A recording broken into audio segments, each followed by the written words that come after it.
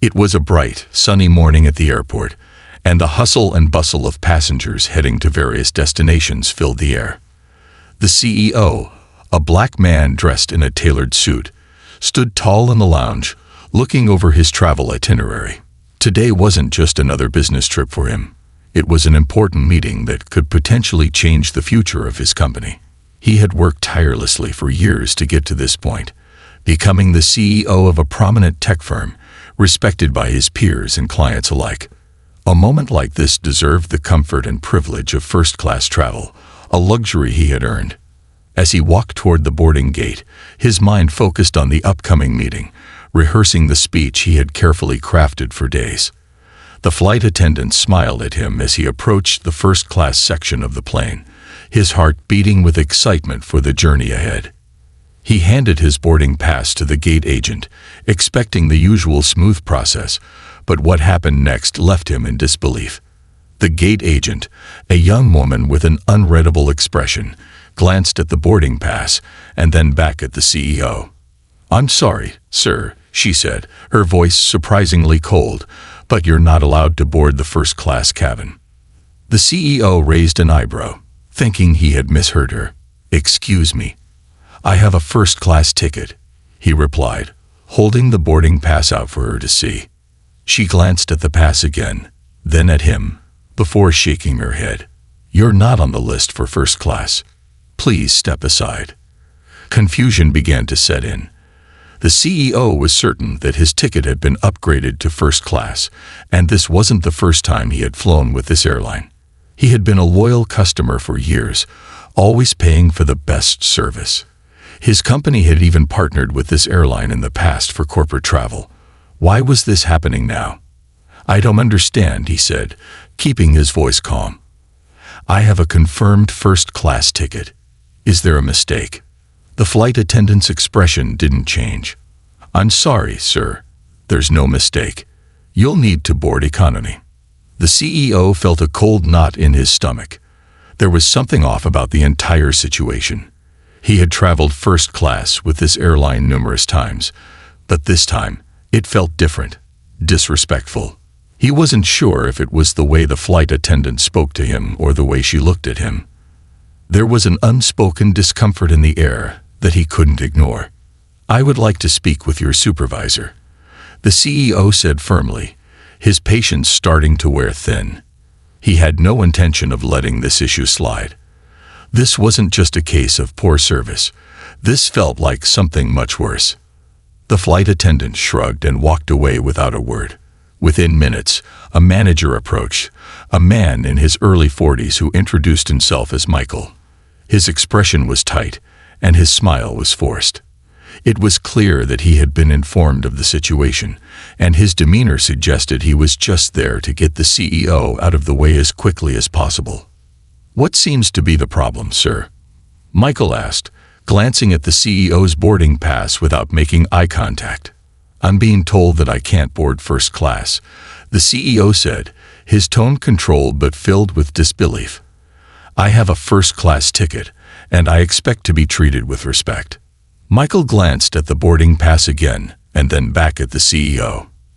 "There must be a mistake. Let me check," he said, though his body language showed he had already made up his mind about the situation. As Michael walked away, the CEO couldn't shake the feeling that something wasn't right. The confusion in his mind started to shift into a deeper sense of frustration. He had been the victim of unfair treatment in the past, but this felt different. It was more than just a mistake. It felt personal. He had been humiliated in front of other passengers, and he had done nothing to deserve this. The CEO stood quietly, taking a deep breath, but his mind was racing. He had worked so hard to build his career, earning every step he had taken. To be treated this way, at the hands of an airline he had trusted, felt like a betrayal. Minutes passed, but the feeling of being an outsider only grew stronger. Why was he being treated this way? It didn't make sense, and as the minutes stretched on, his frustration grew. He had no intention of letting this go, and he knew that he wasn't going to walk away from this situation without getting answers. The CEO looked at the passengers who were seated comfortably in the first-class lounge. oblivious to what was happening. He could see the casual glances in his direction, the uncomfortable stares of those who didn't understand the situation. The CEO could feel their eyes on him, but he refused to let their judgment define him. He wasn't just going to let this slide. He made a decision. It was time to take action. The CEO stood in the busy terminal, his mind racing as the reality of the situation settled in. The confusion and frustration he had felt earlier now turned into something far stronger: determination. He was not going to let this disrespect slide. He had earned his place in first class, and if that airline thought they could humiliate him like this, they were gravely mistaken.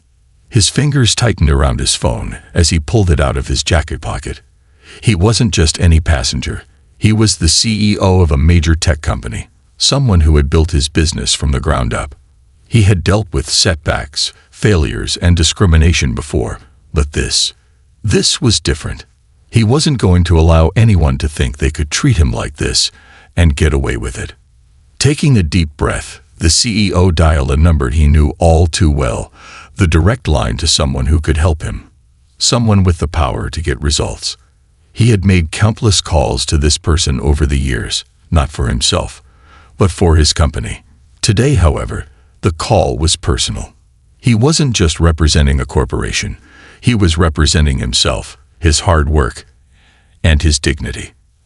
As the phone rang, the CEO felt a calmness settle over him. Despite the storm of emotions he was battling, the airline had made a grave mistake by underestimating him. The moment the line clicked and a voice answered on the other end, the CEO's calm yet authoritative voice filled the air. "Hey, I need your help with something urgent," the CEO said, his voice steady but firm. The person on the other end immediately recognized the seriousness in his tone. "What's going on?" came the response, a hint of concern in the voice. "I'm at the airport right now. I've just been denied boarding in first class, and they're not giving me any clear reason for it. I need you to get in touch with someone at the highest level. I'm not letting this go," the CEO explained, his words sharp and calculated.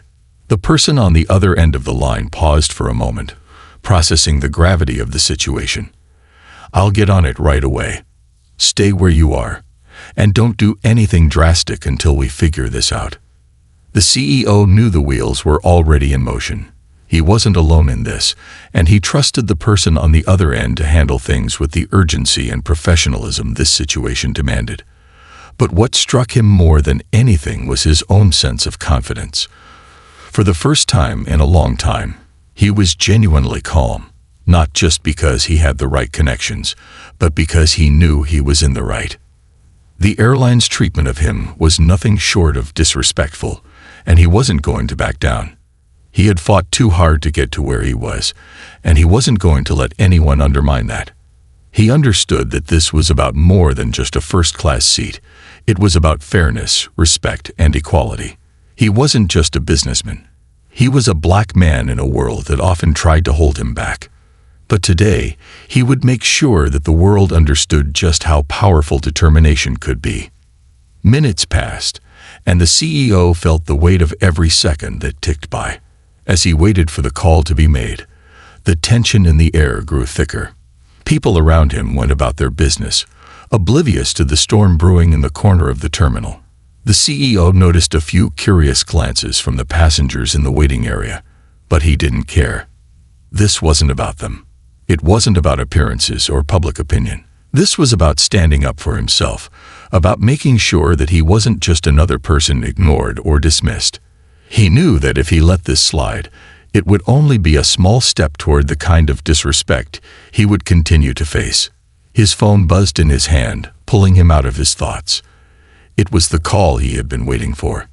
He answered quickly, not even bothering with pleasantries. "I've made the call," the voice on the other end said. "They're already working on it. Stay patient." The CEO nodded, though no one could see him. He was ready.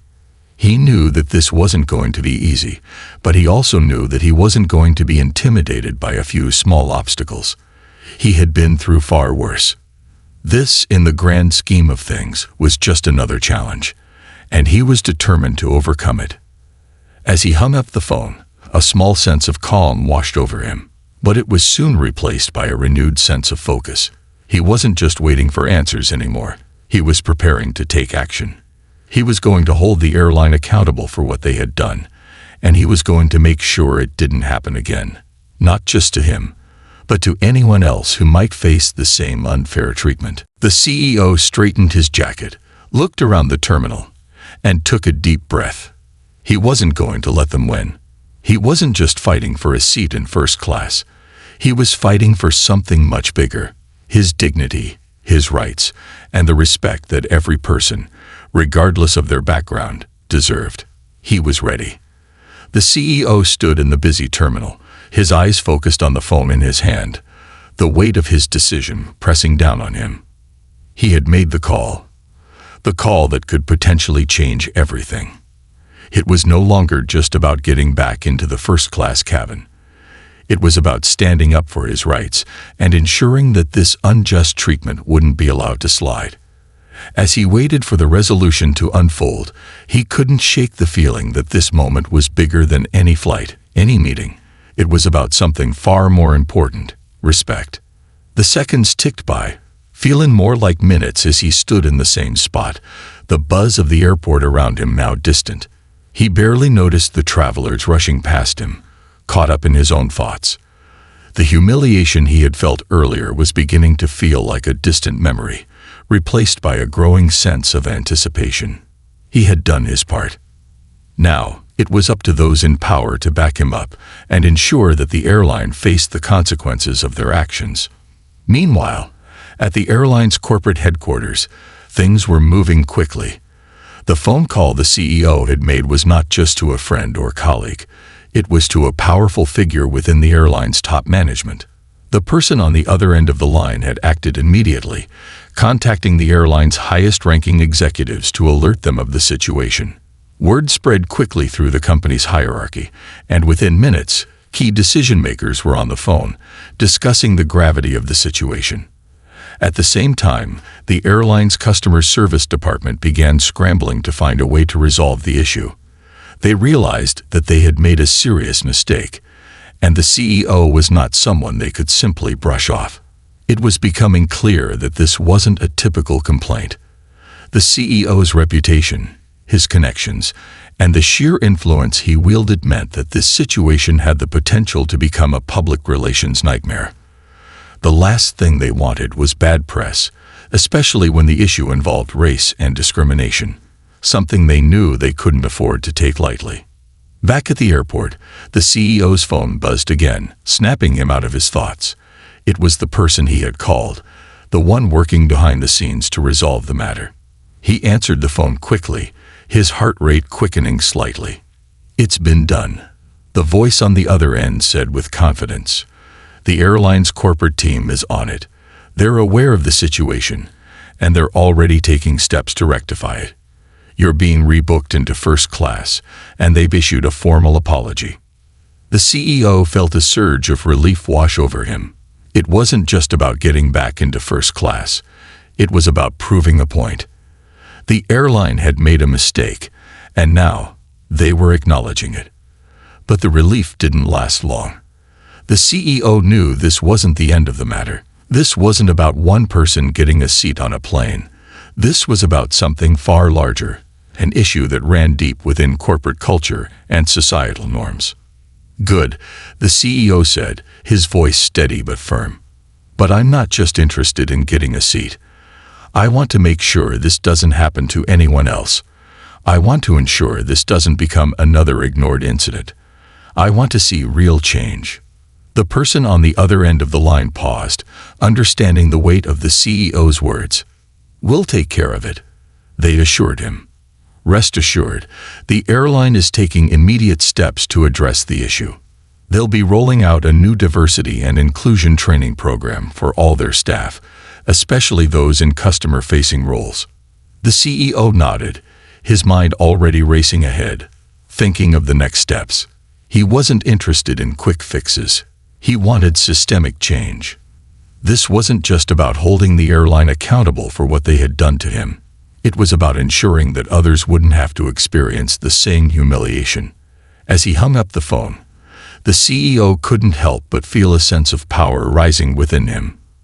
He had taken control of the situation, refused to back down, and now he was witnessing the impact of his actions. It wasn't just about him getting back into first class anymore. It was about making sure that his voice, his experience, was heard. It was about ensuring that no one else had to endure the same disrespect he had faced. Within minutes, a representative from the airline approached him at the gate.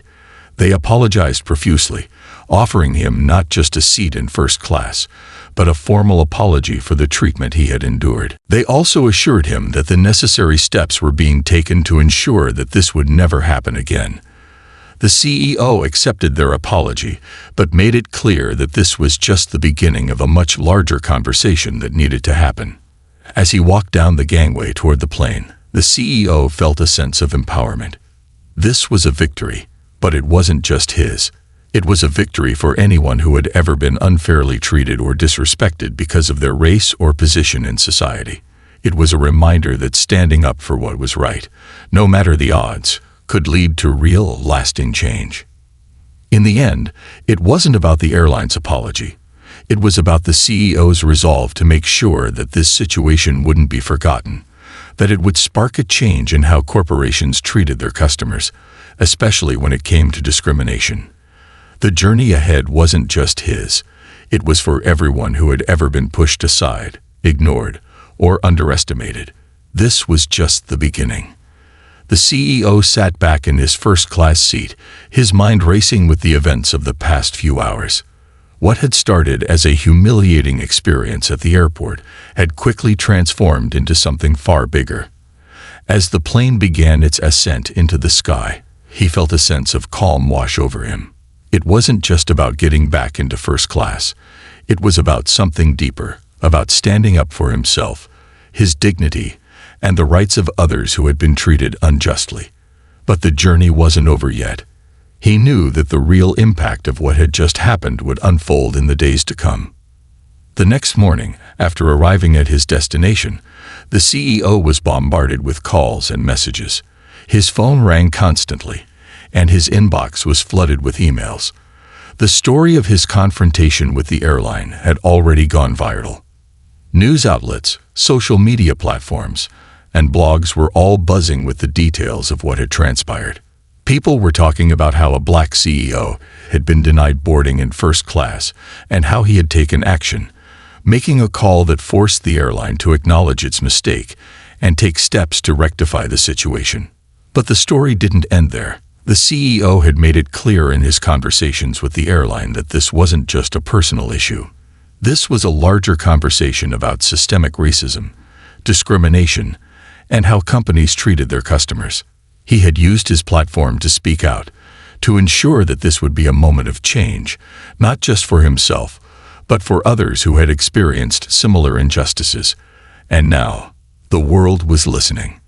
Within hours of the CEO's return to the office, he received an invitation from the airline's CEO to meet in person. They wanted to discuss the steps they were taking in response to the incident. But the CEO wasn't interested in a simple apology or a closed-door conversation. He knew that real change needed to happen, and it wasn't going to be enough to sweep this under the rug. He agreed to meet, but only on the condition that the airline publicly commit to long-term changes in their policies and culture. The meeting took place in a sleek conference room in the airline's headquarters. The CEO walked in, composed and confident, his posture strong, and his eyes steady. The airline's CEO, along with several other high-ranking executives, were seated at the table. The tension in the room was palpable, but the CEO remained calm. He knew that this was his moment, and he wasn't going to waste it. "We understand that what happened to you was wrong," the airline's CEO began, his tone apologetic but cautious. "We've taken immediate action to investigate the incident, and we're committed to making sure it doesn't happen again." The CEO nodded, but he wasn't here for empty promises. "That's good, but words mean nothing unless they're backed by real change. I'm not just looking for an apology. I want to see action." The airline's executives shifted uncomfortably in their seats, but the CEO's determination was unwavering. He continued, "I want you to implement mandatory diversity and inclusion training for all employees, especially those in customer-facing roles. I want you to make sure that your policies are not just about customer service, but about treating every single person with dignity and respect, no matter their race, background, or status. This isn't just about me. It's about making sure that no one else ever has to face what I did." The room went silent as the CEO's words hung in the air. "We're committed to making these changes. We'll begin implementing the training immediately, and we'll be reviewing our policies to ensure that we are fully inclusive and equitable in our treatment of all customers." The CEO's expression softened, but his resolve remained. He wasn't convinced that the airline would change overnight, but this was a start. This meeting, this conversation, was the beginning of something bigger. He knew that what had happened to him could be the catalyst for a larger movement in the industry. It wasn't just about getting an apology. It was about making sure that systemic changes were put in place to prevent future discrimination from occurring. The conversation wrapped up with both sides agreeing on the next steps. As the CEO left the meeting, he felt a sense of pride and accomplishment. This wasn't just about him anymore. It was about creating a future where discrimination would no longer be tolerated, where companies would be held accountable for their actions, and where people of all backgrounds would be treated with the respect they deserved. As the days passed, the airline followed through on their commitments. They publicly announced the new diversity training programs, and the CEO was invited to speak at industry conferences about his experience and the importance of systemic change. His story had not only sparked a conversation, it had ignited a movement. The CEO knew that this was just the beginning.